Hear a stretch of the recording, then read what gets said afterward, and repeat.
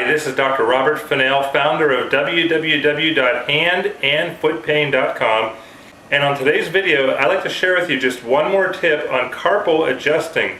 This tip is specifically about how your stabilization fingers should be positioned on the patient's wrist. Let's take a look.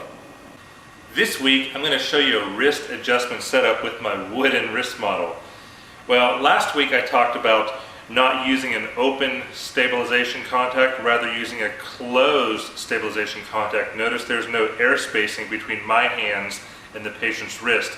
Many DCs keep more of an open, loose stabilization or grip on the patient's wrist. You lose a lot of control, so closing it up and making it tight gives you more control. Now let's take a look at the fingers or the stabilization on the anterior side of the wrist.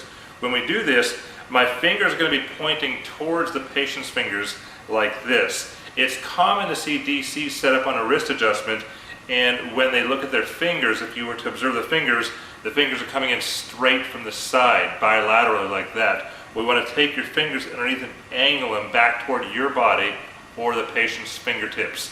Remember from one of my earlier videos, you're always going to be contacting with your stabilization fingers using the radial edge of your fingers. You don't use the tips, but use the radial edge of the fingers, just about 1 millimeter lateral to the actual skin fold of the nail bed.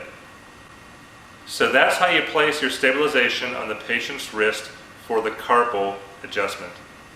Again, this is Dr. Robert Fennell with www.handandfootpain.com, and I want to thank you for watching this video today.